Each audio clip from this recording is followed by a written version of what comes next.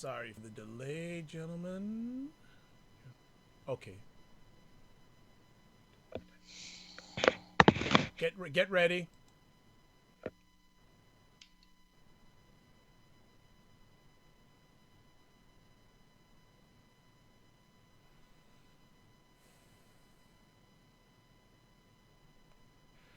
What is up, everybody? It is Dr. Vibe here, host and producer of the award-winning Dr. Vibe show. As always, I'd like to say you're blessed, highly favored, a magnet for miracles, and a solution for someone's problem.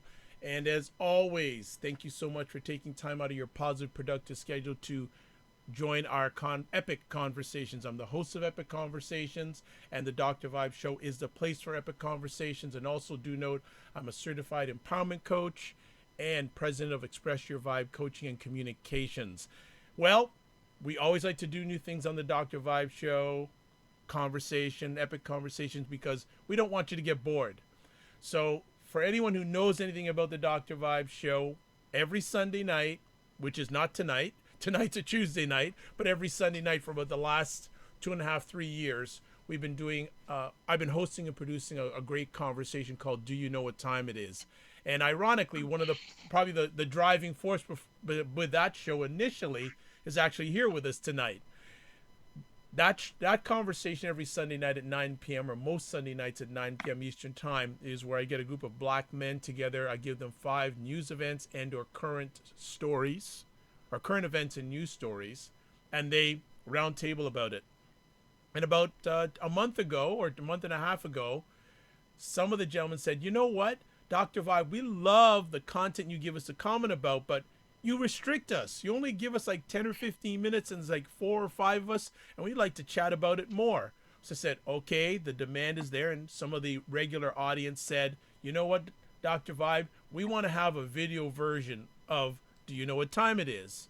So I said, okay, work on it. And I said, I can't call it Do You Know What Time It Is? And then one of the regulars, and I'll hail him out, Galen Bingham, who's not with us tonight, said, you should call it the Digital Barbershop. So there we got it. We've got the Digital Barbershop, first edition, first conversation, live conversation of the Digital Barbershop. And we're blessed and highly favored to have 2 of the regulars of the Dr. Vibe conversation on with us. We're expecting a third one, but we're going to introduce them, and then we'll get right into our conversation piece. So first off, the gentleman who's been around, well, he said to me a few weeks ago, 5 years we've been doing conversations online together from the West Coast. It's not Oh Dark 30. That's another conversation piece. We got Henri Morris. What is up, Henri? Hey Doc, what's happening? I'm glad to be here with the brothers tonight. It's been a long time since I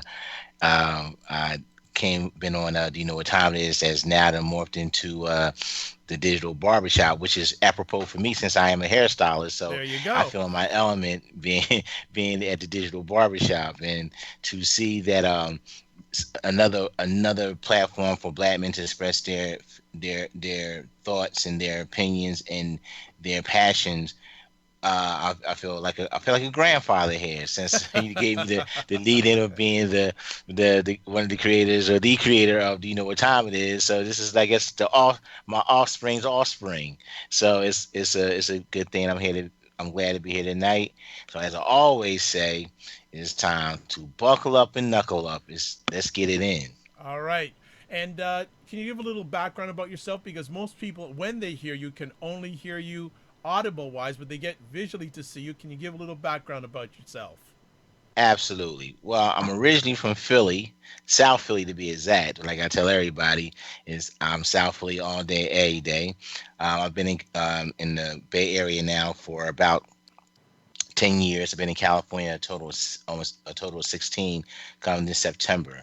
I've been a hairstylist and makeup artist for over 30 years now, and I've decided to take my talents into the project management arena as well as the real estate arena. So I'm looking at more of my cerebral um, ability to do things now versus my physical capabilities of doing things. But all in all, I'm a hairstylist and makeup artist to my soul, and that's why I die being, and that's why I'll always would be. So as black men, we always know we always gotta have a couple of trick bags. So this is just a brand new trick bag for a brother. All right. Henri's got a brand new bag. I like that. There's an old song called Papa's Got a Brand New Bag. So Absolutely. there you go. Well, look, pardon me. Thank you so much for taking the time out of your positive, productive schedule to share with us. And we, like our other panelists, we always look forward to when Henri's on. And as we had in our pre-show convo, our other panelists said from last Sunday, do you know what time it is? He was saying something about Ben Carson, who we'll chat about tonight, and he was thinking in the background, I wonder what Henri would say about this. So Henri's here live tonight, and that's a lead into our other panelists tonight. Rodney Kellum, longtime I call Viber. All you guys are Vibers, and he's on most of Do You Know What Time It Is on Sunday nights, and we're very blessed and highly favored to have him tonight on the first episode of the Digital Barbershop. So good to have you as always. Please share. Well, since this is the first video one, and oftentimes, depending on what part of Atlanta I'm in, people think I'm Dominican. So no, I'm not Dominican. Now that you're seeing me on camera, I'm a black man, light-skinned black man, and I'll try to do the same way I do. Do you know what time it is? So thank you to Dr. Vibe for providing an outlet for black men to talk about things that matter to us and those that love us. Um, to give myself a few more toots on the horn, I'm a classically trained video production professional, broadcast professional, post-production professional. I've co-written 2 books in the What Your Name Is book series, been on CNN for the first one. Fatherpreneur, which means I'm an entrepreneur for the purpose of being more present and engaged with my children. Now I'm focused on just on inspirational speaking. Check me out on Speak Life that online. Never been a stylist like Henri, but I can cut my own hair. I've been doing this since I was 12. Maybe one day I'll be on his level, and I'm excited about that. Oh, okay. Thanks so much for sharing there. Now, your audio is a little bit weak. Okay, is that better? Yeah, that's better. It was fading in and out as we were conversing. So I just want to make sure that you're set up for success. Okay, I just gotta get close to the computer. That's all. Excellent, excellent. We are going to be joined momentarily by Dr. Marvin Thompson, who's also. I think we're going to get him on. Hello. Hello, Dr. Thompson. Let's see if we can get you on the screen. Hold on just a second. All right. Well, I just answer with my phone. Okay, let's. So, go ahead. Okay, I am not seeing you. No. I wanted to use my computer, recall, so I don't get interrupted. Okay. So he needs to hang up and call back. Yeah, you need. Yeah. Okay. So I'll hang up, and you're going to be using your computer. Correct. Okay. Direct message me when you're available on the computer. Okay. Done deal. Thank you. Okay. So we're going to get right into the conversation topic tonight, and this conversation topic was a very highly talked about and conversed about when it was on Do You Know What Time It Is a few weeks ago on a Sunday. And I thought last night I was chatting with Henri, and I said, what are we going to chat about tonight? I have no idea. And then this was the first one that came up. I said, let's roll with that. So we're going to chat about tonight, can black men survive in the Trump era? And this is not strictly just a conversation for African American men, because with the rise of Donald Trump, it's been aligned to something called populism. And that's all around the world. So this is a global conversation, but obviously it's taken its roots in America, but it's a global conversation. So if anyone would like to have any comments, you can certainly type them in the side. We appreciate. I'll share them with the panelists, and they can certainly respond in due time. We're first going to start off the conversation by asking, let's go with Henri first. What do you feel is the state of black men right now? Well, I think the state of black men right now is that we're truly in survival mode. With unemployment, unjustified shootings, sometimes even unjustified incarcerations period, we're subject to be under siege all the time. We're always looking over our shoulders to see who's coming after us.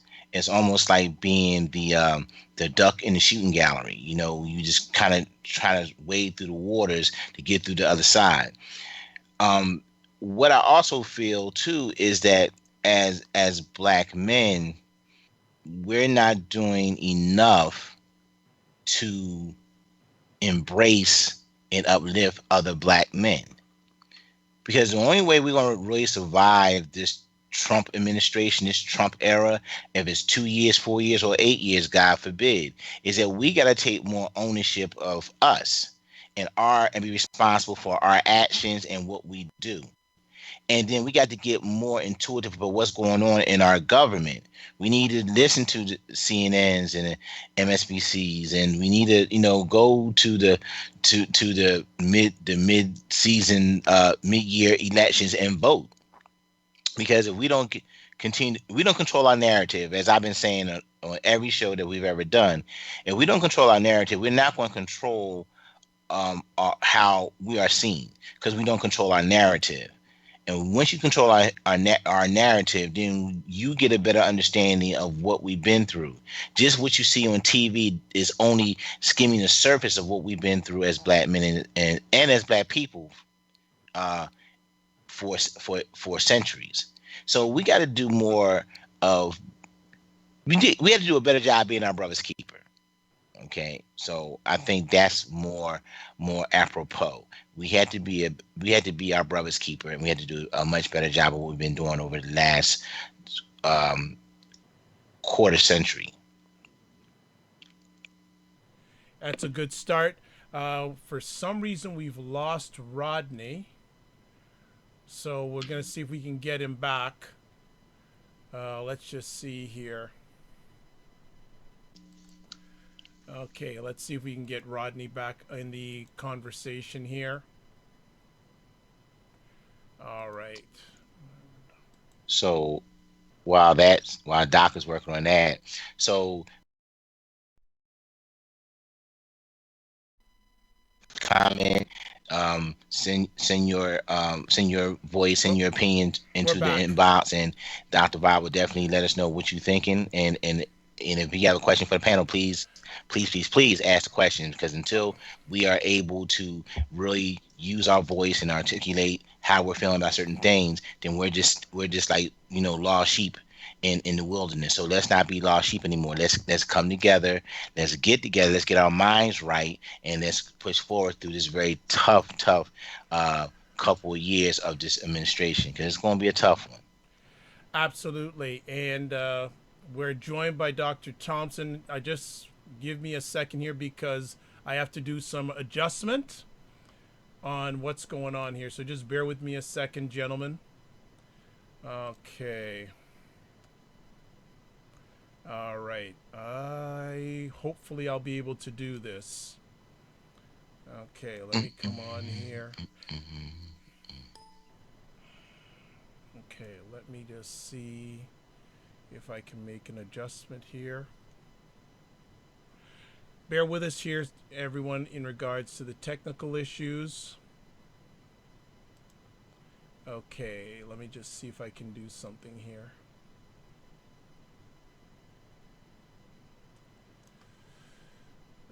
Okay. Okay.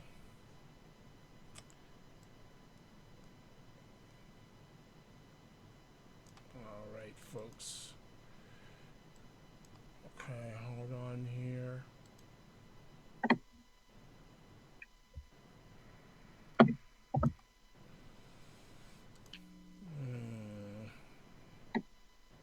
Okay.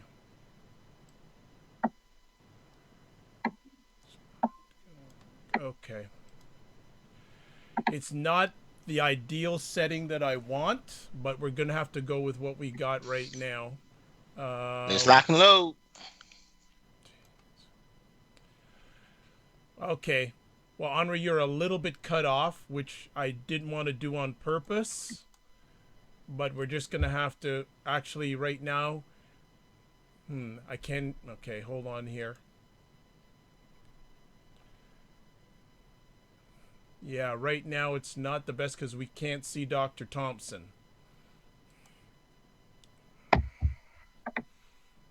let me see what I can do here. I can see everybody, Dr. Vibe. You can, but the broadcast can't. I'm watching it on the YouTube link. Okay, He's so showing up on the screen. you can show you see everybody, Yeah. and there's no overlap on any of the screens. No, just your square is slightly over Henri's for the moment, but Yeah, that's about it. that's what I want to avoid. But I don't know if I'll be able to avoid that. So we'll just have to continue on. All right. So Dr. Thompson, thanks for joining us. And can you give a little bit of a background on yourself? And can't hear him. Okay, let me just touch base with Dr. Thompson here. Can you hear me? Now we can. Okay. I'm an educator. I've been, this is my 27th year, going into my 27th year in education. I've been, started out as a teacher. I've progressed through as a superintendent for the last 9-10 years. I've been a national and international consultant for low-performing schools and school districts and universities, not low-performing universities, but universities who are looking to vamp up their curriculum and make it more current. So currently, I am still consulting, and I run a foundation, a nonprofit foundation that does youth mentoring. Okay, so... And I host a weekly radio podcast. Okay, and just want to get... I'll get you involved in the conversation in a minute. Rodney, want to get your take on what do you feel is the state of black men currently in America? Yeah, rightfully so. There's a lot of black men and people in general of color in this country and around the world dealing with a lot of fear. And their fears are definitely not baseless. There's reasons to be afraid, rightfully so, especially if you're an immigrant, if you're looking to come to this country or stay in this country. If you're a black man and you see the decisions that Trump and his cabinet are making to reverse some of the progress done under President Barack Obama as regards to policing and how the states the federal attorneys prosecute things and look into things about racial discrimination. You see that being reversed. People like Mr. Sessions. So there's people that are really afraid. And Henri really touched on some very important points, which I believe are very vital to survival and us having a lifestyle that we really, really desire, deserve. So I want to make it really connected to when segregation was in place in this country. And during segregation, there were many different groups of black people. Black people have never been monolithic, whether we were on the continent of Africa or the continent of North America. We've never been monolithic. However, when we went through segregation, people were able to come to Rodney? similarities. Rodney, I'm just going to interrupt you. Your audio is fading in and out again. Okay, I'll make sure I keep my face close to the computer. Thank you. So during segregation, when people had different groups, different backgrounds, different faith-based thought processes, different interests, black folks were forced to have common interests. You can take a look at Black Wall Street in Tulsa, Oklahoma, until it was bombed, was thriving. There were several thriving black communities around the world inside of segregation because we kept our dollar together. And I say that to say, during these times of fear and trepidation, you can really look to the past as a blueprint of what to do now. You may have a Muslim black brother. You may have a Hebrew Israelite black brother. You may have an atheist black brother.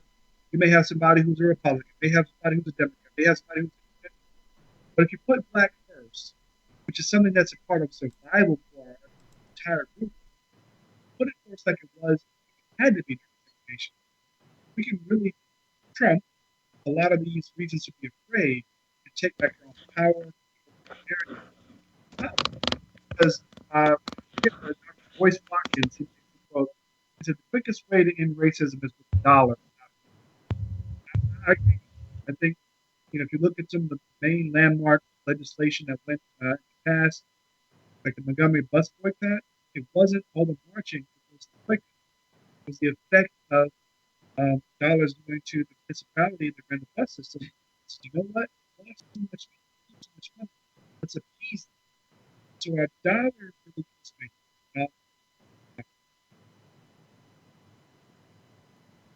Okay, Rodney, we've lost you on audio, so I don't know you're fading in, fading in, fading out, fading in. So I don't know.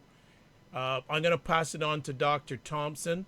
So Dr. T, what are your comments in regards to the state of black men at this present time, or African American men? Well, I think there's many dimensions to it. And, Rodney brought up an excellent point when he went back to the past and segregation. I think one of the first things that's important to note is that we, of any culture in this country, actually, I would dare say the world, may be the most open culture that there is that exists on the planet. If you take a look at the Asian culture, you take a look at the Latino culture, they don't allow themselves to be appropriated as easily as we are. Now, that stems back from a long history and our whole effort to become a part of this culture that we call the American society. But along the way, we've given up a part of our culture and who we are and our identity. And when we were closed, more closed than we are now, we were much more successful as a group of people. And I think that's to Rodney's point. That's where we were. I think as you look at today and the Trump era, there's two different levels that we have to think on. We've always had to think on many more levels than the average citizen has, particularly the white American citizen. And when you take a look at Trump, we have to make decisions that all of us have to make about, as Rodney mentioned, the law, Attorney General Jeff Sessions. And for us, it has a greater impact on us. We've already seen what's happened in the last several years with the increase in police brutality, the lack of response of our judicial system to those attacks on our communities. So we can only anticipate a further, not only a continuation of it, but when you take a look at Attorney General Jeff Sessions' history and the recent events of getting rid of 46 attorney generals, we can only surmise that the stage is being set to move further that agenda and those efforts. We also take a look at what this Republican Party is doing and regentrifying a lot of the regions in our communities and redlining districts, which is a legal practice in many cases, to maintain their dominance. And here's why that's really relevant. And I think this is the part that's lost on us, because as long as we look at ourselves through the lens of their efforts, that means the system's efforts on us, we will lose every opportunity to re-identify who we are. If I spend half my time worrying about what you're doing, I'm spending less half of that time worrying about becoming. And that's part of what the media has done to us, particularly in the last 30 years. I started out with talking about appropriation. This current administration is nothing more than a reflection of a culmination of efforts that have existed in our lifetime. What makes it so tantamount and so ridiculous and so volatile at this point is because of another changing dynamic. And that is the one that is the elephant in the room that no one wants to talk about, which is the changing demographics, not only in this country, but around the world. And what we're seeing in Donald Trump is happening all over the world. We just happen to be experiencing here in America. And that is only going to lead to more economic disenfranchisement. We're already seeing, as a black man, that this government is setting itself up to govern by policy and redefining laws to benefit the declining majority that is aging faster than any other group in this country, that is having fewer babies than any other group in this country. We already are at a majority minority school system. We will be a majority minority workforce in 2027. And we will be a majority minority nation in 2042. So the language of the David Dukes and every other right-wing politician and activist in this country is now being herded into the White House. We don't have to guess anymore about what that agenda is all about. And when you can have a Kellyanne Conway and a Sean Spicer get on television routinely lie, mislead. And not only is this rhetoric being accepted amongst the 58% of white Americans who voted for this fool, but also the mere fact that our mainstream media continues to engage it, not confront it. And their only animus in this situation is that they have been attacked. This media is not responding to these lies. They're not responding to these patterns and how it's affecting the mass majority of citizens and seeing it as we see it. They're confronting it for how it affects their credibility, for which, as it relates to us, has none. So, to sum all of that up, as black men in America, there is nowhere to look but to ourselves for how not we react, because I think we have been in reaction mode for over 50 years. We have been waiting on a leader to come and lead us out. So much so, if you take a look at Trump, what did he do? He invited black leaders to meet with him at Trump Tower. Those people don't represent us. As Ryan Davis said once, the comedian, we don't mess with Omarosa. She doesn't represent us. So even in this Trump era, there is an effort to even redefine the acceptable black man. And these are things we have to stand against. We spend our time as a culture. You look at what's projected to us. We hear talking about actors and athletes having beef with one another. That's the main talk. That's what we hear about. Dr. Tim, So, I'm going to hold yeah. you right there. I'm going to get, and you raised up a number of interesting conversation pieces. So I want to rewind a little bit and get the reaction of Henri and Rodney. And we were chatting about this before we went live about the individuals that Donald Trump, met with during his campaign and when he was elected, and then the representation of a Ben Carson in his cabinet. So Henri, I'm going to let you start on. No, I'll let Rodney start on that first, and then I'll pivot over to Henri because I know Henri's already shaking his head. So I want Rodney to make it soft, and then we'll go to the hardcore with Henri. So Rodney, you go ahead first. Okay, we cannot hear you, Rodney. Clear? Now we can hear you. Okay, I'll do my best not to move my head. So Henri and I were talking about this before the show, and so the three main people that he's invited to the White House that we can recognize: Steve Harvey, Kanye West, and who's the third person? There's another celebrity, wasn't there? Steve Harvey, Kanye West. I don't know if there was another person. and Ben Carson. Ben Carson's representing him in his cabinet. And Martin Luther King Jr. Yes. Luther King III. Yes, Martin Luther King III did come and visit Trump also. So let me just make one point that probably isn't very popular with black folks. The office of president still holds a lot of sway. Even if we detest the president, Kanye West has been, I seriously, I don't think he's fault. That's the best way.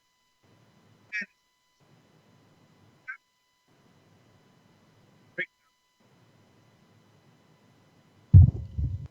it's funny to see. Just abruptly quit, shut down your show, and cancel. Hoping to everybody. It's your hand, but I don't hear you. Henri, can you hear me? Henri, go ahead. Okay. Now, early on, when we were having the green room conversation, I really tried really hard not to call them one coon and two sambos. That was what was on my heart to say, and I guess I just said it. But here's the thing. Kanye West, you know, fresh out of the mental institution, the because of a breakdown he had right here in Oakland at a concert that he just broke down. You know, you're telling us that this is who our black representation is as men, and I can't agree with that. Now I give Steve Harvey props for this, having his male mentoring retreats for the young unprivileged young men. I think that's a good thing. But Steve Harvey don't really speak for us neither, because first of all, he can't he can't associate himself with what we go through every day, because basically he's Teflon. You know what I mean? You serving the masses. You got all these shows going on, Family Feud, your radio show, your Miss America, and all these sort of things. So I mean, some of us look at it like, okay, you dance in the house. So why are we listening? Why are you gonna bring this person in? I would have had more respect for Trump if he would have brought in like ordinary working class black men to sit down beside him and say, okay, what are y'all dealing with that this administration can help you out? Can lend some assistance to making things better, or at least helping you making it better. But I'll go back to what I said earlier, is that things will get better for us when we start embracing us. We can't rely on Republicans, Independents, Democrats, anybody else to take care of us other than us. Now, when it comes to Dr. Benjamin Carson, where I'm still befuddled and dumbfounded is how can a neurosurgeon, a brilliant neurosurgeon, be so damn dumb? That you got to have a high level of intelligence and intellect to want to operate on the human brain. But this man has shown the capacity to be so disconnected to us as black people that now you are the director of urban housing development. Well, wait a minute, stop. Let's pump a break for a minute. Why was you made the surgeon general?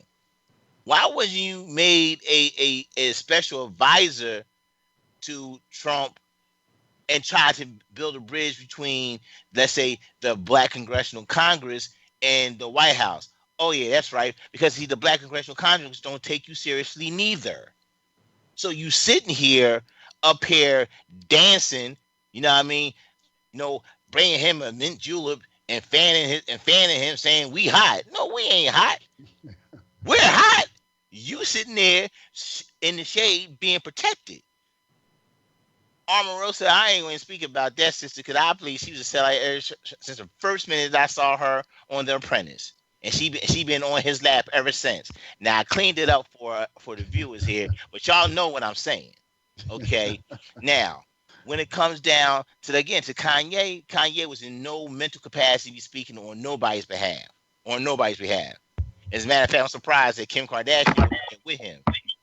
So when it came to Martin Luther King Jr. the third, here was the most interesting thing. He showed up at on Black History Week month, but yet if y'all saw how they was interacting, was it me, or it was like he really could not wait to get out of there, as if this man, the president, just totally looked at him void of expression and void of the history that his father set forth in this country. Now, like I said, I'm from South Philly. I'm South Philly all day, every day. But we got a thing in our hood, is that if you disrespect me, there's a price to pay. So my question to black men is, when we gonna start cashing checks on the disrespect we've been taking? Because we got a lot of checks we need to start cashing. And the marching and the protesting, that's fine for theater and that's fine for television, but they ain't getting nothing done.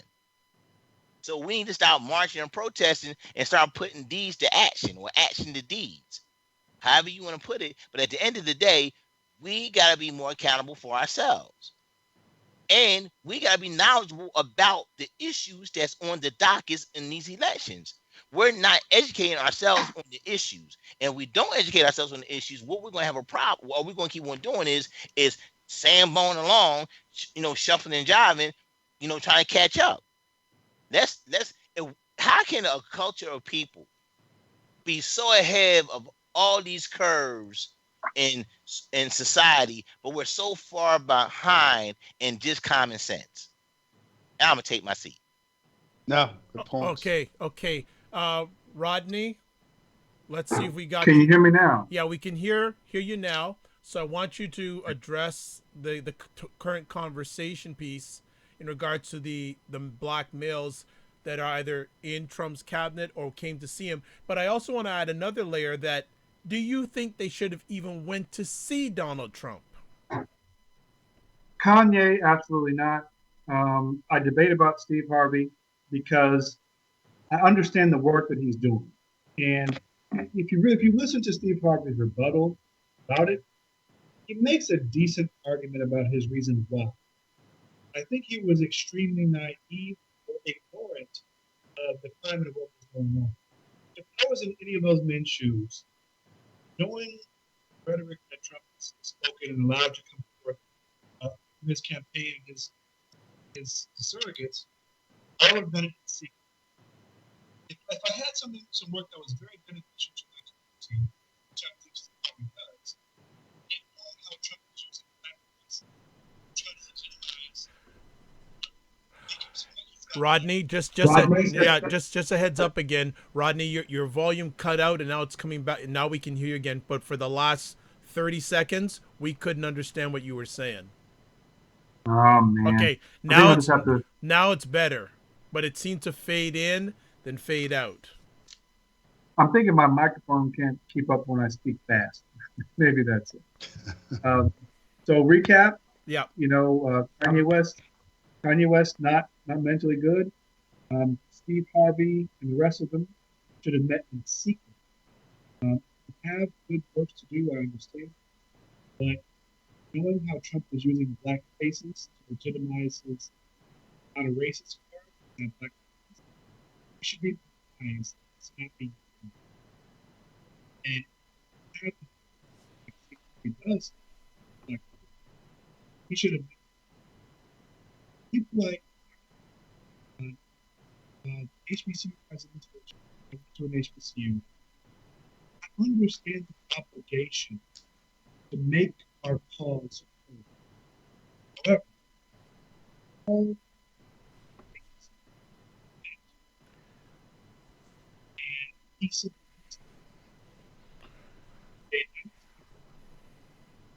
Okay, Rodney, I'm gonna stop you because we're not hearing a lot of what you're saying. So I don't know if it's if you want to change your microphone, but I'm gonna switch it over to Dr. Thompson.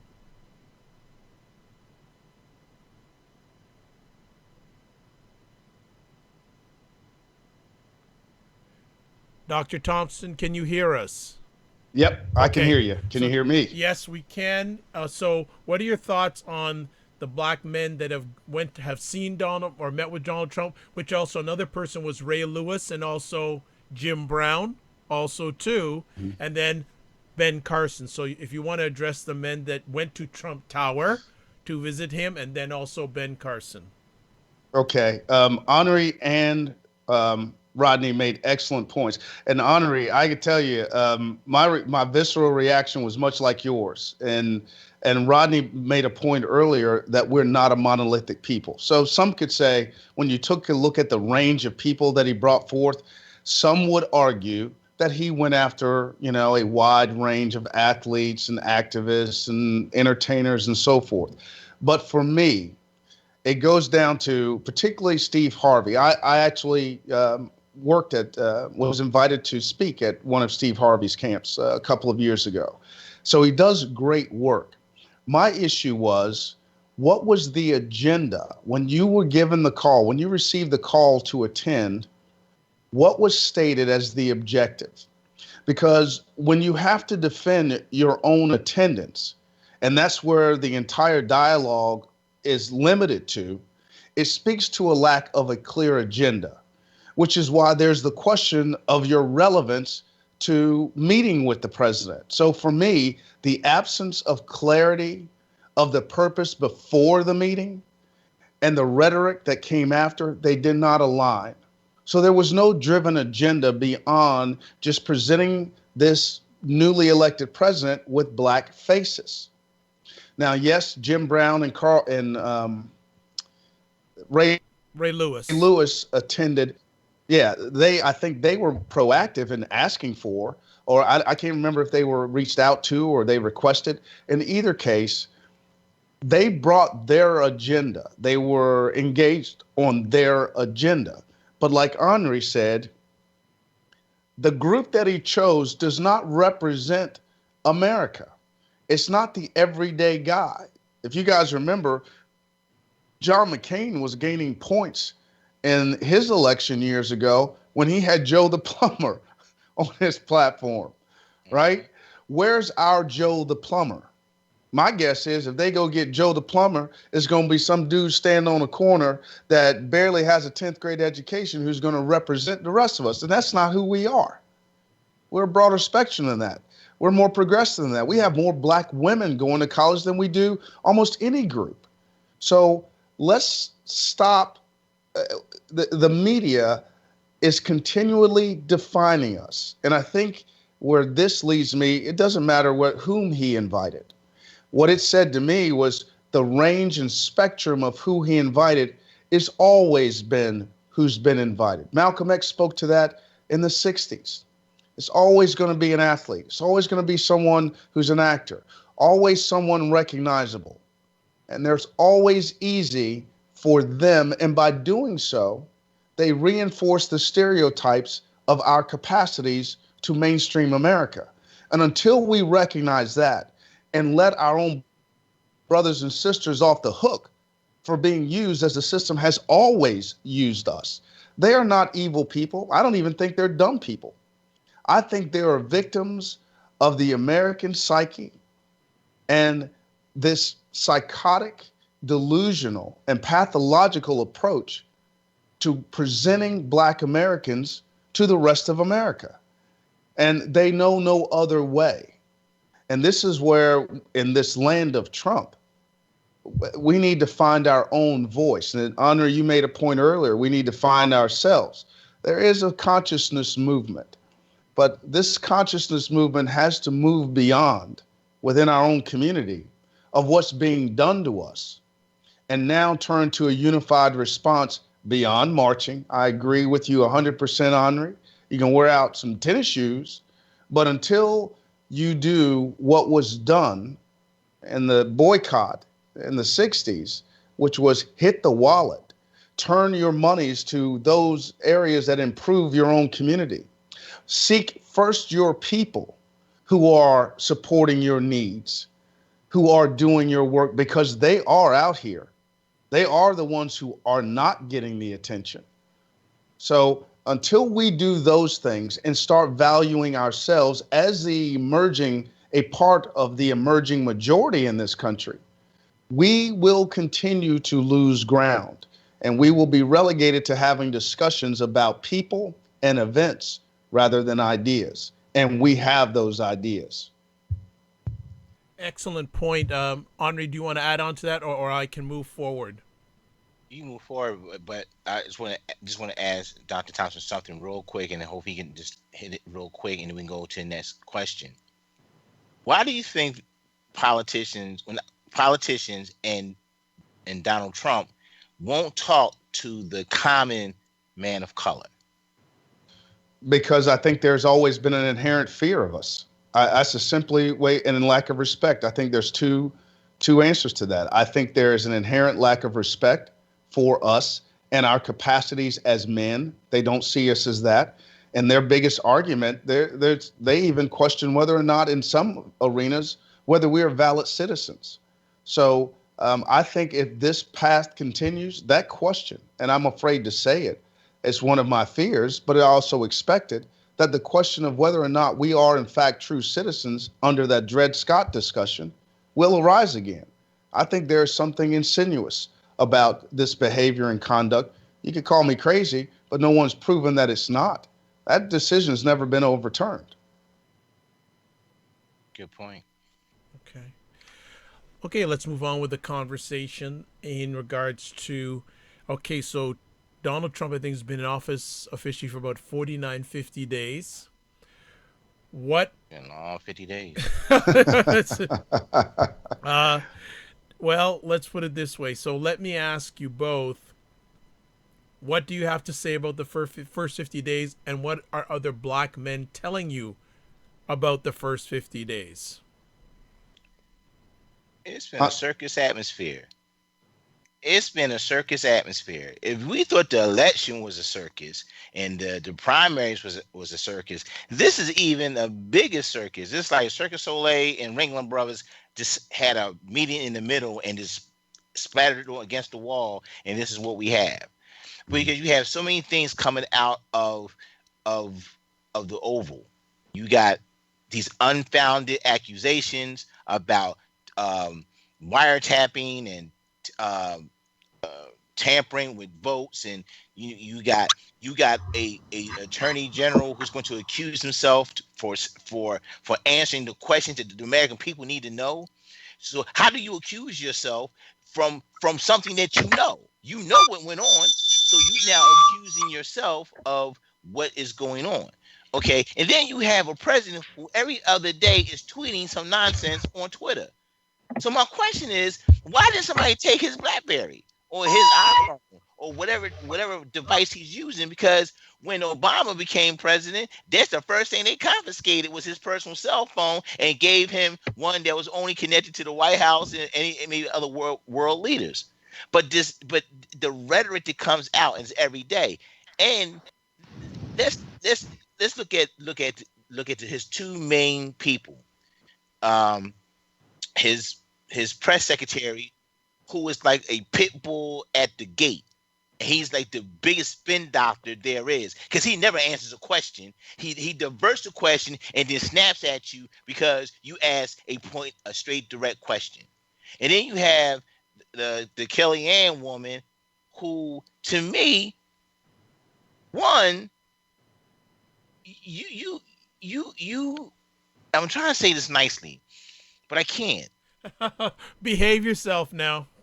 You doing a lot of things for Mr. Trump other than sitting there and just arrange his schedules. Don't go Because there. there's no way that you can be that comfortable in the Oval, kicking off your shoes, and then being that disrespectful to black presidents of colleges in that room. So when I saw that on the news feed, I'm like, okay, here it is. Now I may be, a cat from South Philly, hardcore from the street. But at the end of the day, one thing that my mother always told me is this: if she's a tramp at night, she's a tramp in the day. And she sat there trampish in the most powerful office in the United States, in the world. But yet, the only thing we get is bleeps. No questioning of the respect for the office. Because let's look at it like this, and y'all brothers may agree, may disagree. The president of the United States is a symbolic figure of what's supposed to be right with America, with the United States. That's why everybody wants to come here from impoverished countries, from war-torn countries, from countries that don't have the certain advantages that we have. So when his whole platform is about make America great, when do we stop being great? When do we stop being the most powerful country in the world? When? Because by my clock and by my watch, it never stopped. We kept on being America, even with all our dysfunctions, even with our infighting. But now what's happening with this certain president and his peers in the 50 days that happened, he repealed Obamacare, the FHA loans that white folks got really upset about because now they got hit in the pocket. Like, well, hold on, I didn't vote for that. Yes, you did. When you pulled that lever and said Trump, that's what you voted for. So that's what he did to you.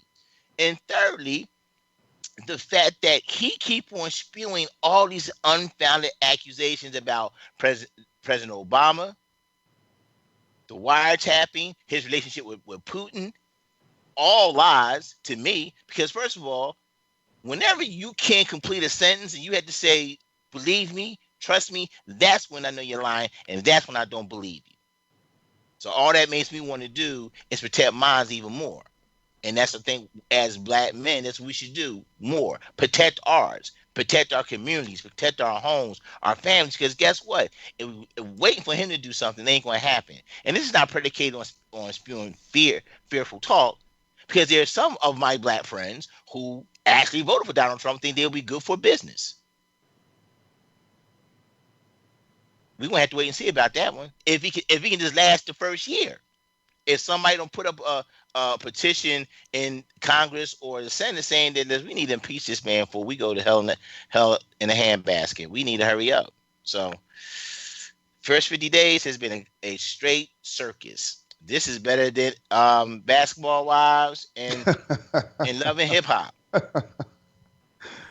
Okay, we're just hopefully got Rodney back after some audio challenges, Rodney, and we're getting your take on what you as a black man, and if you chat with any other black men, think of the Trump presidency so far. Well, can you hear me clearly now? Absolutely. Yeah. Okay, I had to scramble and fight, so I did a bit both sides. Okay, you're fading again. Yeah, you're still faded. You're still fading. Is it possible to do it on now we just lost you completely. my computer? All right. Okay, you know what I'm gonna do, Rodney? I'm actually gonna click you out, and I think that may be best. And we'll catch you up on the flip side. So or if you want to do some more testing. So I'm going to click you out. Dr. Thompson, continue with your conversation. What are your thoughts so far on the presidency as a black man, and what are other black men talking to you about? Well, my thoughts on the first 50 days kind of align with Henri's. It's a circus. And, from the president's competency to those he surrounded himself with, I don't think it's a secret who these people are, what their agenda is, and what their belief systems are, particularly as it relates to the black man in America or the black family in America. My black friends, as we talk about it, is closer to the ground, because the Trump effect, we saw it happen in our schools along the campaign. The increase in bullying and racism that grew in our classrooms all over America went through the roof. I had on my show one of the directors of the Southern Poverty Law Center, who was recounting the rate and the number and frequency of cases that were coming forward.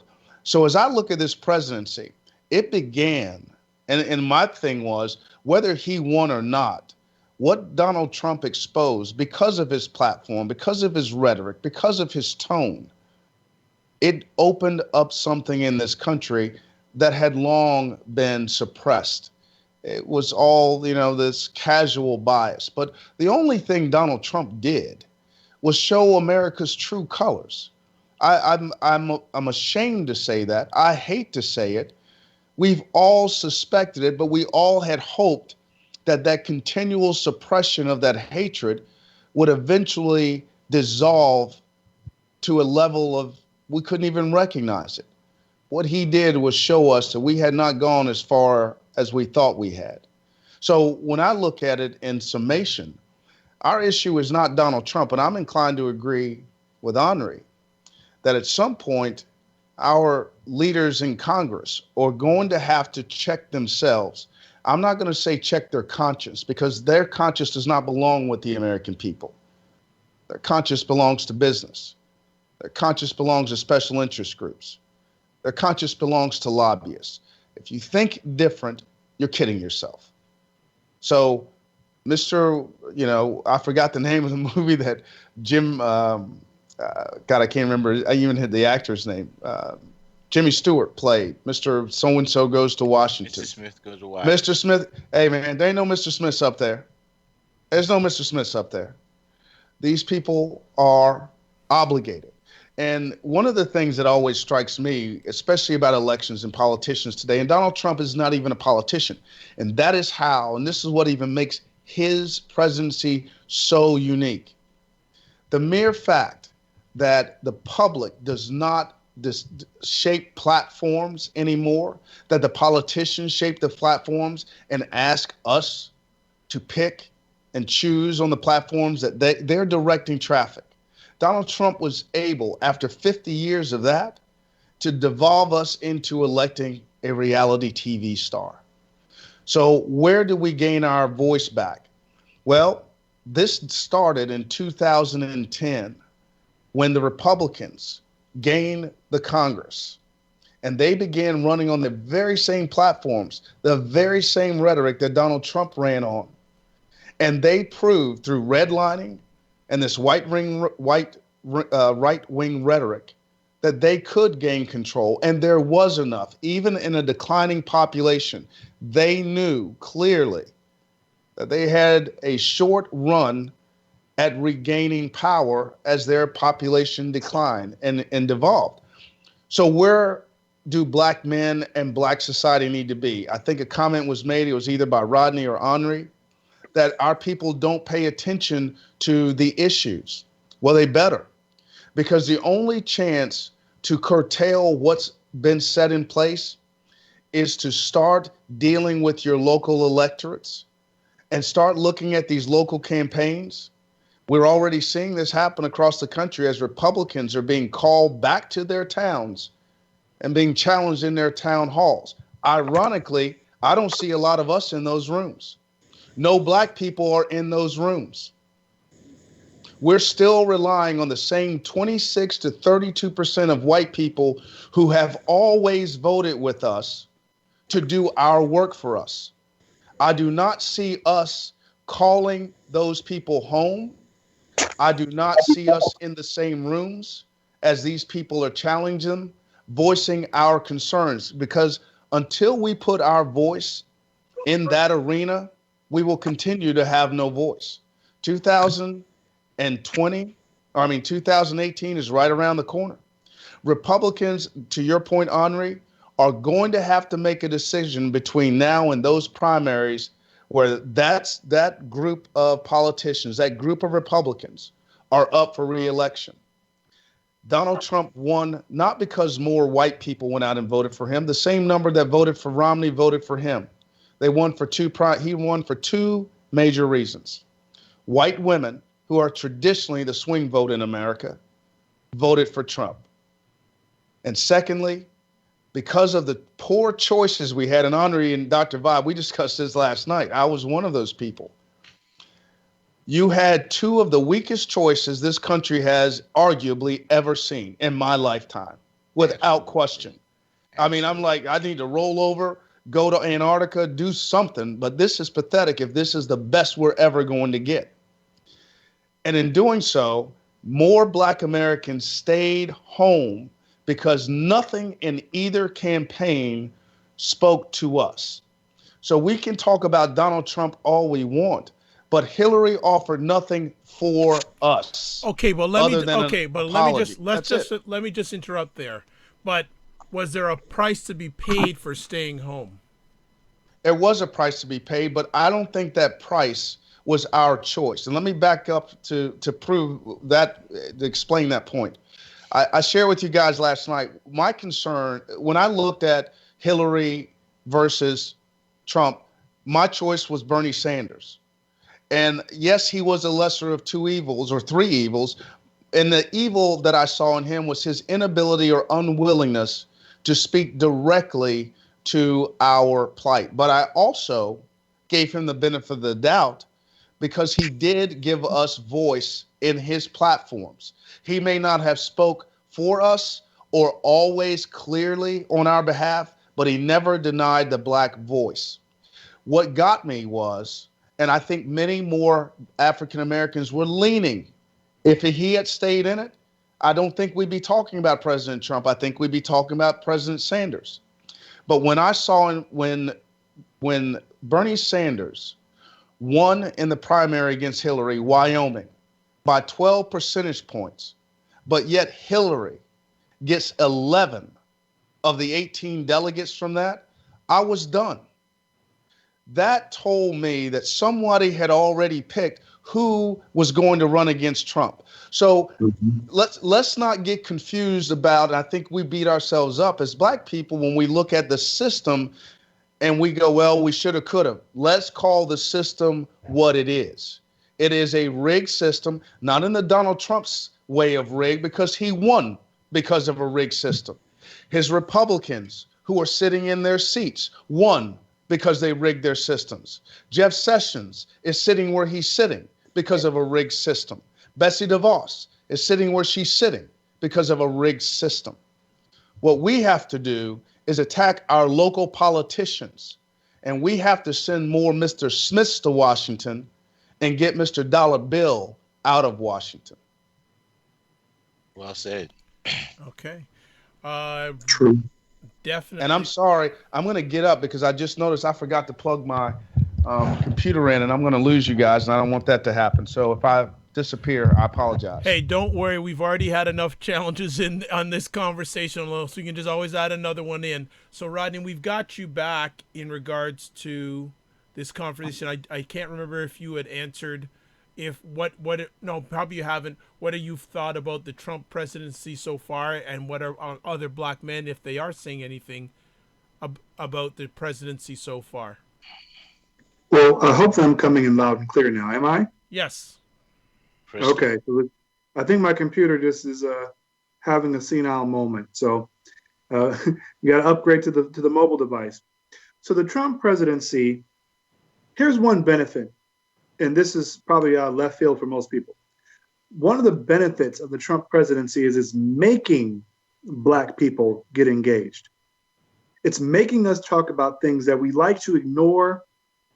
It's making us think about our local elections. It's making us think about why do we vote a certain way. And Dr. Thompson was hitting the nail on the head from my standpoint about how the Democrats really shot themselves in the foot by rigging it for Hillary Clinton.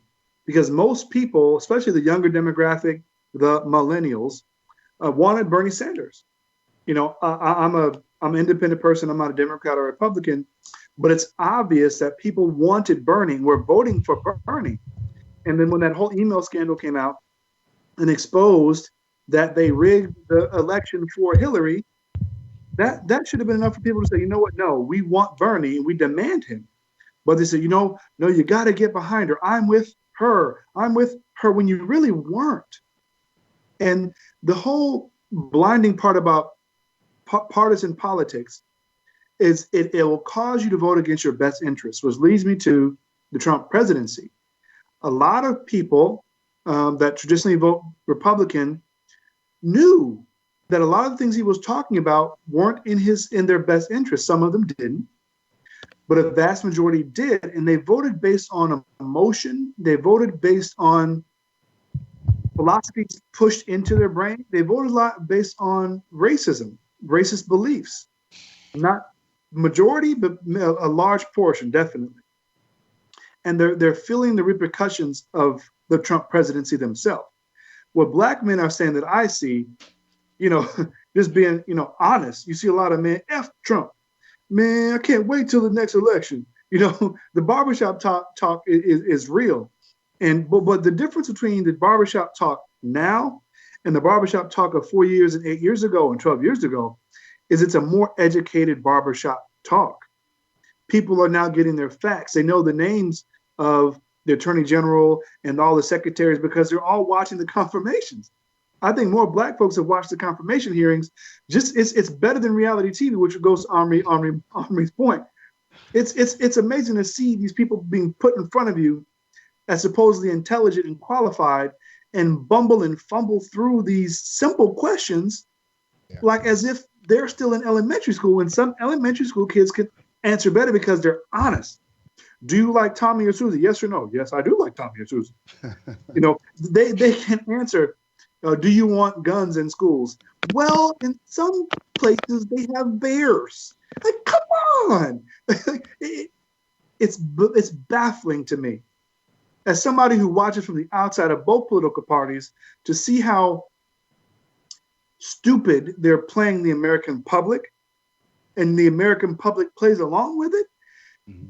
As somebody who just has at least enough common sense to see when both sides of this coin don't flip my way, that something needs to change, I think people are starting to wake up.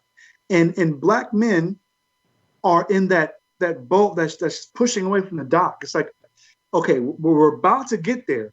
And the sad part is that it's going to take bad things. It always takes bad things. It's almost like there has to be a funeral for a family to get together.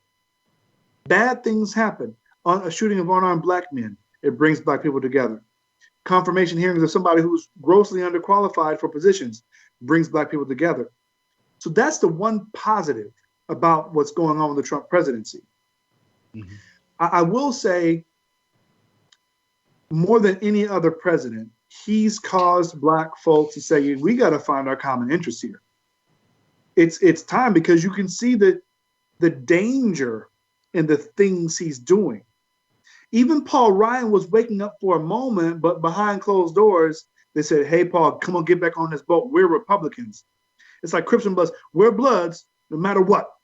We can't let those Crips win, no matter how good of the idea is. What's crazy is the little bit of attention I've been paying to the reform of the healthcare bill. It's as if they're trying to say, we hate Obamacare, but let's rename it this and keep some of the same things. It's like, do you think we're just not, we don't have brains in our head?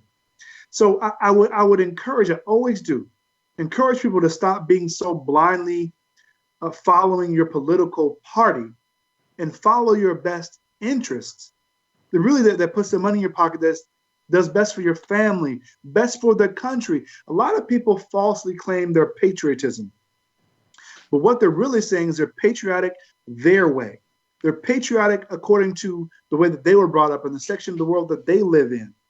So it's time for people to say, maybe this system isn't working. Maybe voting this way just because mom and dad voted this way and my church members vote this way isn't working. I had a conversation about a year ago with a white man about Trump, and I forgot the topic, but he showed the two colors. And later on, he came and changed his mind because I allowed open dialogue to happen. Mm-hmm. And he thought differently because he was married to a Hispanic person, and hearing a lot of the rhetoric about the immigration reform caused him to say, wait a minute, do I treat other groups the same way they're treating my wife's group? And so people like to do this without making it personal. They attack immigrants. They attack people of color. They attack, poor people because they can't see themselves in those shoes. Well, quick history lesson. Everybody came from somewhere else, except if you're brown, black, or red to this country. Everybody else, if you are of European descent, you came from somewhere else. Your greatest of grandparents came from somewhere else. You are immigrants. And illegal at that. Illegal immigrants. And you're mad at these other people for wanting a better life. So that's just one topic.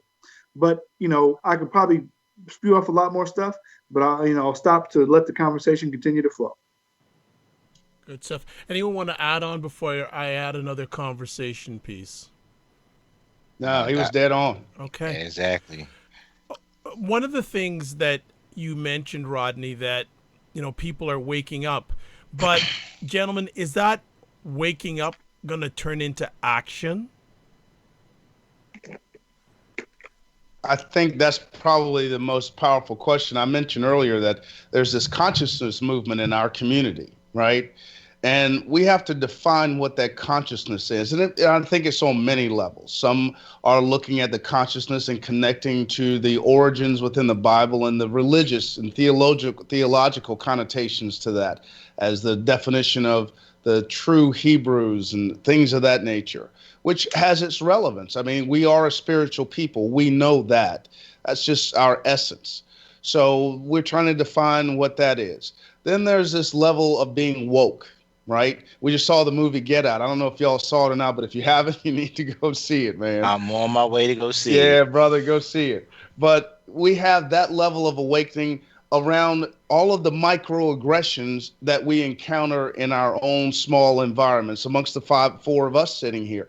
Those are some of the awakenings. And then you have what Rodney was just speaking to, some of the systemic awakenings.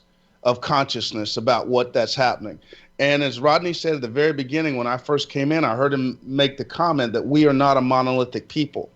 Here's the beauty of that. We know that. We know that. But in our history here in this country, we have been defined by this culture. And one of the big issues, I cannot, and if you guys can help me, please do. I was talking about it today. I must have mentioned his name so many times I forgot. The representative from Iowa who made the comment yesterday about the demographic changes and not wanting to be led by other people's babies. You see, when a population declines, as this one is, and I'm talking about the white population, and an emerging minority, which includes Latinos, blacks, and the fastest growing population in this country, Asians, while the white population, which has been the dominant culture in this country, declines, there always, in every society, when this occurs, a change in culture. And what Donald Trump represents to me is a last-ditch effort, a all-out, no-holds-barred holding on to a culture that cannot sustain itself when you look at the fact that as of January 1st of this year, 10,000 Americans turn 65 every single day. Every single day, and will do so for the next 19 years. And you couple that with the fact, when you factor in all the the fertility rates and mortality rates amongst all subgroups of people in this country, it averages out to about 4,800 brown and black babies being born into this country every single day, compared to 0 white babies. So you have an aging white population that has a very low fertility rate. The culture will change on its own when you have a mixture of 4 races of almost equal size in the country. The question then becomes, and this is what America really, and Donald Trump keeps us from this conversation directly. But to Rodney's point, there's a silver lining in a Donald Trump. Because I believe when these 4 voices, the 26 to 32% of white people who have always voted along social justice lines in this country, the blacks who have always faced social injustice, who are going to naturally, minus the 9% who don't, who vote for economic interest, will continue to vote along those lines. The Latinos, who have a very similar history in our country, will continue to vote along these lines. And despite what many think, although Asians are lauded by the white population, they too have been relegated to second-class citizens, if you all remember, in World War II, right? So we have 3 of the 4 groups of people, and let's not forget the Indians, and we can look at what's happening in them now. This country continues to try to dominate on one view of this country when, in fact, the facts bear themselves out, that in the next starting now and forever, this country will continue to be more diverse. And what we are witnessing is the last-ditch effort to hold on to a culture that, by every single indication, cannot sustain the dominance in the culture that it'd like to. Okay, and I think until we get that, we ourselves can't move forward. I'm going to cut you right there. In regards to this conversation, I want Rodney and Henri to join in.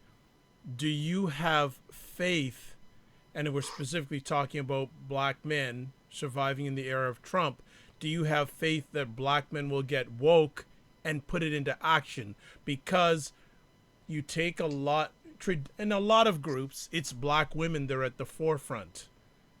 And do you have faith, are you confident that black men are going to get woke in the Trump era, to not only get woke, but also to knuckle up and buckle up, as Henri would say?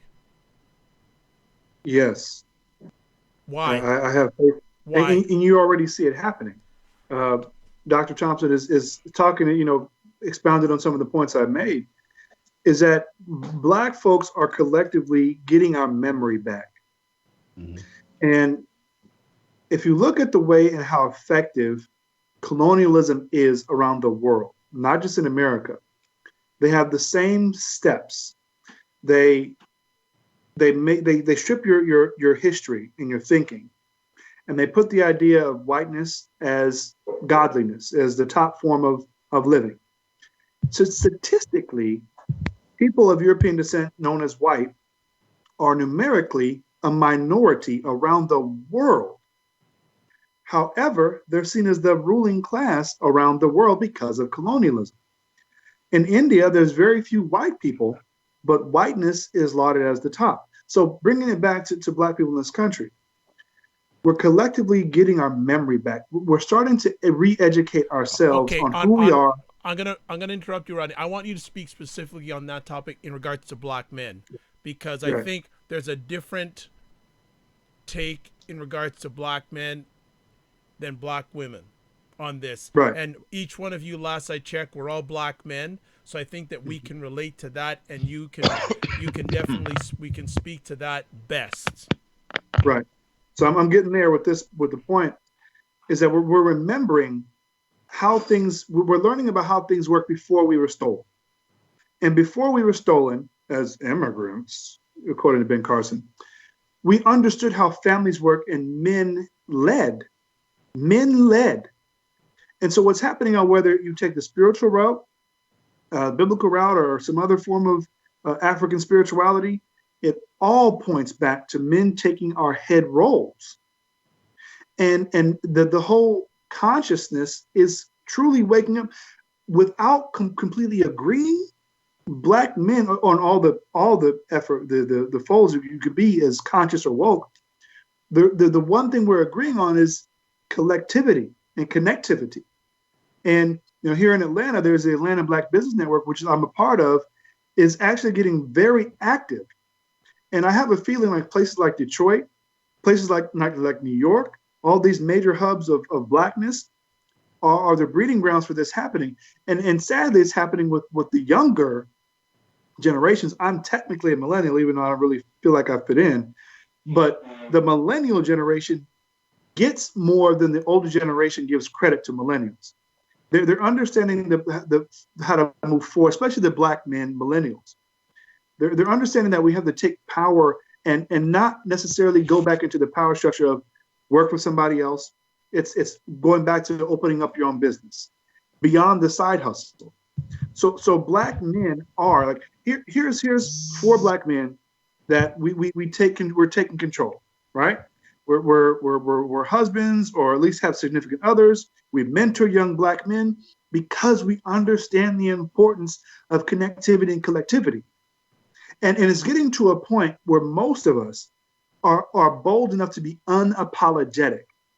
And that's a major piece of it, where it's been, yeah, I'm pro-Black as long as I don't make my white friends and family mad.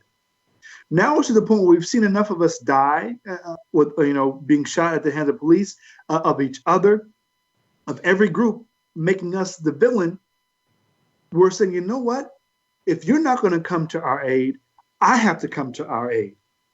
And if you're not human enough to understand that I need to protect myself and my family, then you just don't see me as human. And so therefore, when it comes to Black men, absolutely I have faith.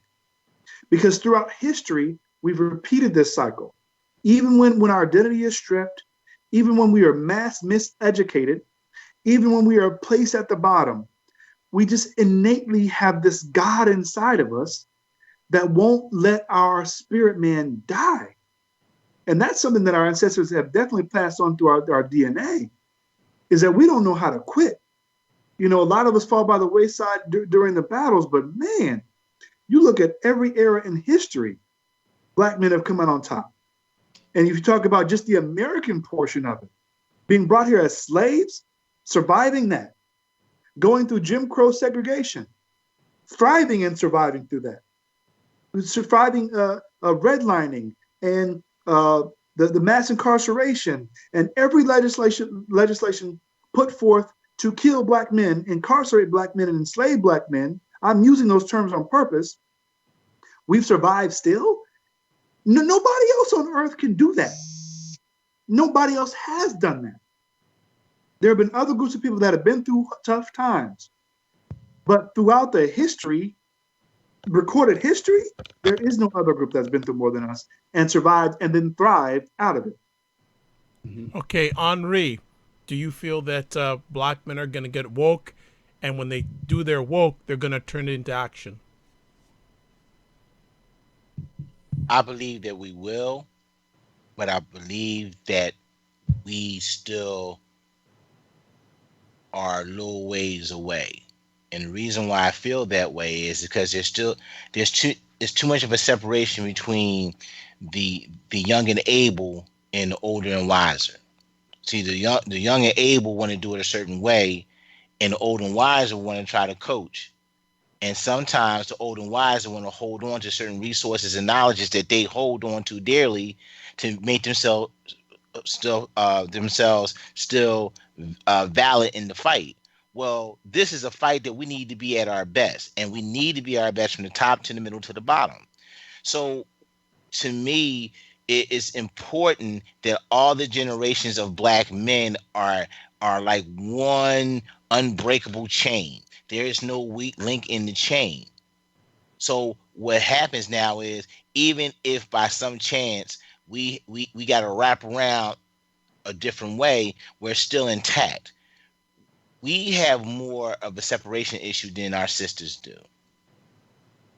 That's just my wholehearted belief that we have a very deep rooted separation issue, and in order for us to really come together to fight the battles that we're gonna need to be fighting in the next, say, 2 to 25 years, we need to really be at our optimum best. We cannot be slagging behind. We cannot be just the consumer and not be the retailer. We have to do more we had to do more of a unification in our purpose. So we had to align our purpose into one agenda. It's like a coalition and creating a charter. When we talked last night, Doc and Dr. Thompson, we talked about in the millennial generation, there is no proven leader. But in our generation, there are proven leaders. When the Black Panthers started, they started with a charter. These are the things that we're going to be about. These 10 principles or 12 principles are what we're going to be about. We need to establish that type of history into this work that we have to do now. These are the 10 and 12 principles that we're gonna hold dear from top to the middle to the bottom in order for us to move forward. Because if we don't have a total buy-in to those principles, then we're going to keep on being splintered. And then once we're splintered, it's easy to be infiltrated because we are splintered. Mm-hmm. So we have to find out, who's really down for the cause, who's down for the fight, and who's really not. Mm-hmm. There are some black men who ain't down for the fight. They just want to sit over here and do their thing and be left alone. All right, well, leave their behinds right there. But for the more proactive and progressive brothers who want to do something, then we, come together. We need to come together as a little posse and say, okay, this is what we need to hold ourselves accountable to, what we say we want to happen. So what I tell my son is this: don't profess with your lips with that your heart cannot carry. If you profess it with your lips, your heart should be able to carry it and carry it to completion. If you can't carry it to completion, then what you're doing is you're popping your gums and wasting time. So right now, what we're talking about is how to survive and how we need to survive. To me, is three things. A, I have to depend on my brother so my brother can depend on me. It's a very simple concept, but it's a very important concept because we still don't have trust amongst ourselves. Secondly, my partner, my mate, my wife has to be that anchor, that foundation that all good things spring from. Thirdly, teach our children how to think for themselves and to be self-sufficient.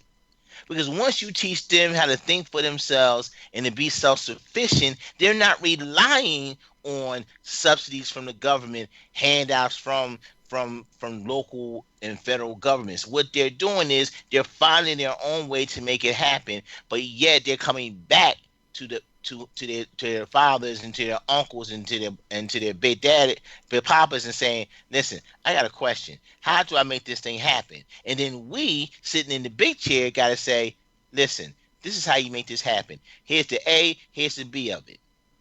One of my favorite movies of all time is The Godfather, 1, 2, and 3, because there's a common theme through that entire trilogy of movies: family first, family always. So that's the model. That's the moniker that I kept for my family. Family first, family always. That's number one. Number two, when you sitting at the big table, you got to conduct yourself in a certain way because the babies are watching, and when they're watching, and then it's their time to sit in your seat at the big table, they know how to handle the responsibility. The third thing that movie tells you too is that when we pull our resources financially, intellectually, and physical resources together, there is nothing that can stop us. Nothing. There's nothing that can stop us. Because then let's look at the history. Why did they destroy Black Wall Street? Answer: because black folks wasn't struggling during the Depression. They was feeding black folks. Black folks was feeding black folks.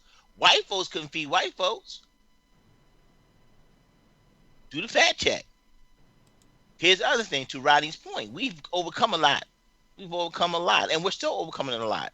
But the one thing we have to overcome that we haven't overcome yet is the mentality that I got to be better than you.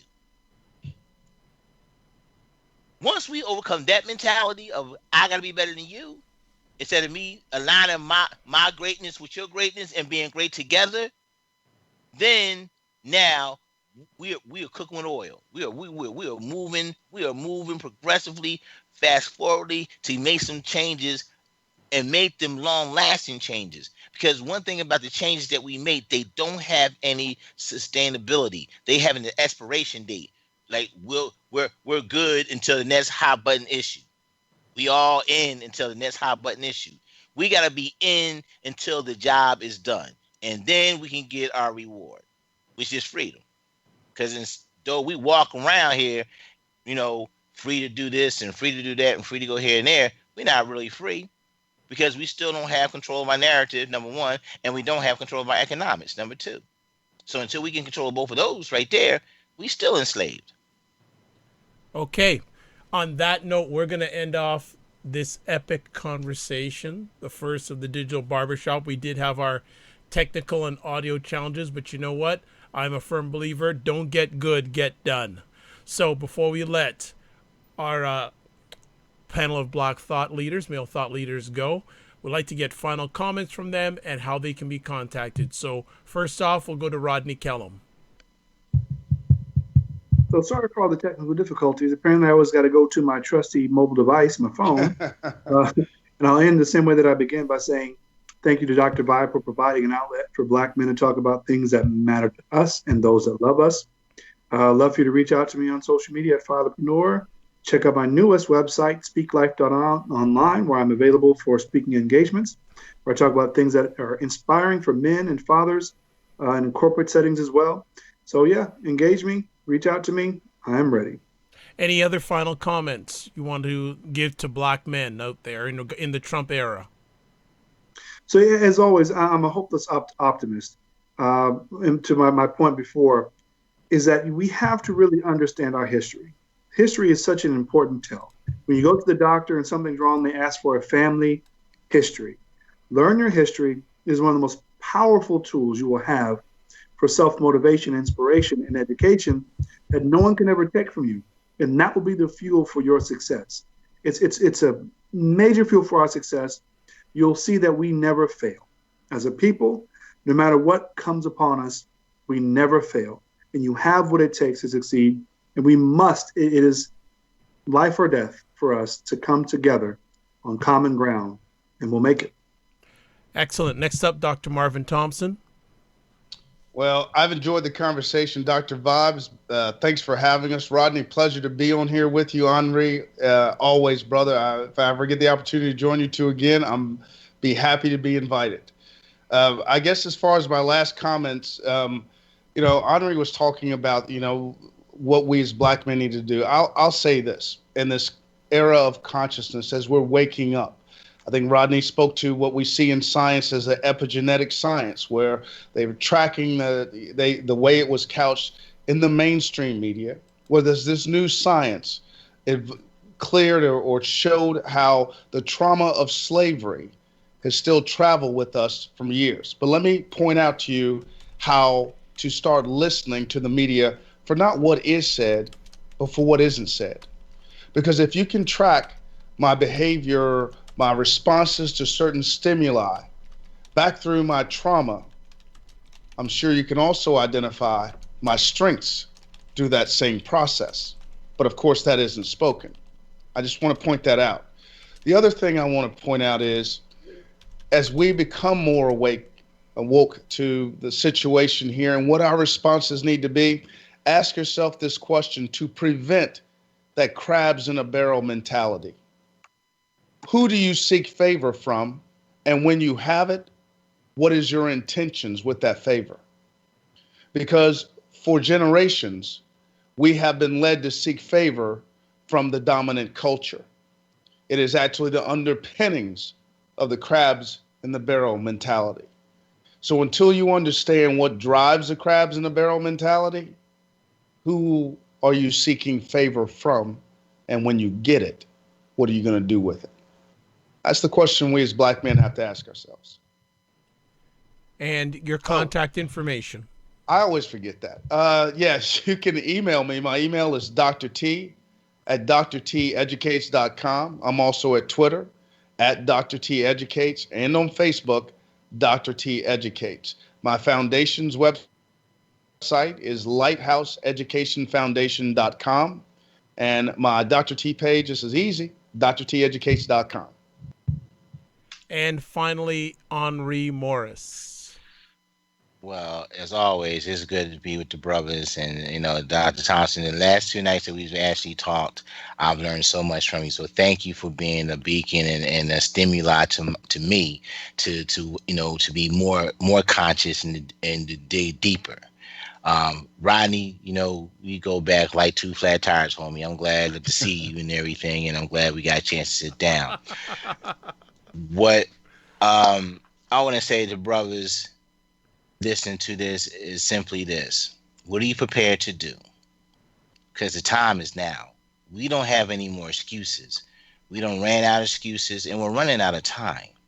So we need to not only educate ourselves, but we need to educate our boys. We need to educate our daughters. We need to educate our communities on how to re-strengthen and reboot. Because until we re-strengthen ourselves and our resources, we are still going to be wandering in the desert like the free slaves from Egypt in Pharaoh days, and we can't afford it. We are beyond a crisis situation. We are beyond a crisis situation. This is about survival now. And if we're not going to survive as a culture, then we're going to die as a people. With that being said, if anybody would like to reach out to me, you can reach out to me at Twitter at For the Love of You. That's FORTHEFU. Okay. Also, you can hit me up at Facebook at Brother to the Night. That's BORTHER, the number 2, THENITE. And you also hit me directly up at email by brothertothennight@sbcglobal.net, spelled the same way. And going back to my Twitter handle, that's For the Love of You. That's FORTHELUVOFU. Forgot to love, because I love you. and I want you to be at your optimum best always. And that Dr. Vibe is always, homie. Is great to see you. I'm glad to see that my new child is kind of getting his lays about itself. I'll be back with y'all, and always help you walk through this. All right. It's good stuff. Well, first and foremost, I'd like to thank the panelists for taking the time. It was a challenging conversation to do tonight, but we worked through it, and I do promise it'll get better the next time. I also want to I'm going to give Henri a pop quiz. Henri, who was the person that told you about me initially 5 years ago? That would be Miss Kenya Williams. Well, she is actually watching this conversation live as we speak. What's up there, guys? Butterfly? What's happening? Yeah, and she says that she made a comment very interesting, saying, "Don't profess with your lips what your heart can't carry." We'd all do well to heed that. Mm-hmm. Absolutely. So on that note, Kenya, thank you so much. And yes, it was it's about 5 years ago, because Henri reminded me a few weeks ago where you first introduced me to him. And also, I'll be totally transparent here.